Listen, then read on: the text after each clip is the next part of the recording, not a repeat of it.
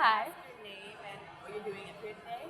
Sure, I'm Jen Agor. I'm one of the career counselors on the undergrad team in the Career Center, and we are helping students who have never been to a career fair before kind of get the lay of the land, figure out what to do, how to talk to employers, and all that sort of thing.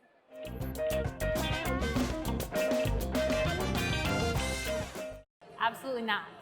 I think we always recommend that students come to the career fair before they need to be here so that they understand what it feels like.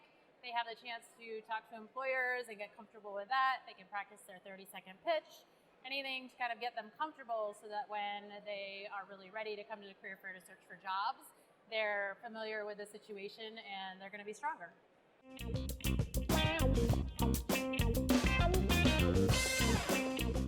I would say know the companies that you want to talk to and who are your primary goals, and practice on a company that you're not so excited about first, and then go into your main companies and make sure that you hit those companies, you get the questions in that you want to ask, and you get that face time in. I think it's really important to be familiar with who's here before you come and really know what you want to get out of the fair so that if you only have a short period of time, you get to accomplish the goals that you have.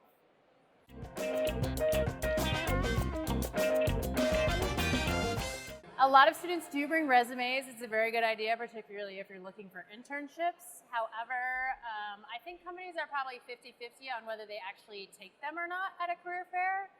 A lot of them will have an iPad to kind of track who they've seen, and that's also a lot of times why they take resumes, is so they know which students they've talked to, and then kind of make some notes about that sort of thing.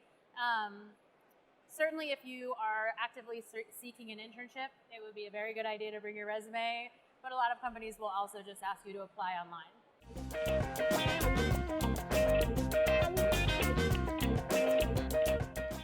Interestingly, I just looked at the app, and if you look at that and you sort by first-year students, it tells you all the companies that are open to conversations with first years and maybe might have development programs or positions for them, and that list was actually pretty long. I was surprised.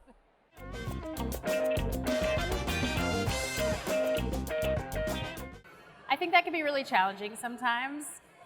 You always want to try to get contact information when you talk to an employer. A lot of times they don't give that information out. Career Connections does have links to recruiter information if it's public, so you can find recruiter information there. And also sometimes just following up maybe at an info session or something like that where the same recruiter might be present and you'd have the opportunity to say, hey, we spoke before. But certainly if you have the opportunity to get contact information, just shoot them an email saying thank you, maybe talking about one thing that you really liked about the conversation that you had with them, how you might be a benefit to their company, and just expressing interest again in what they have.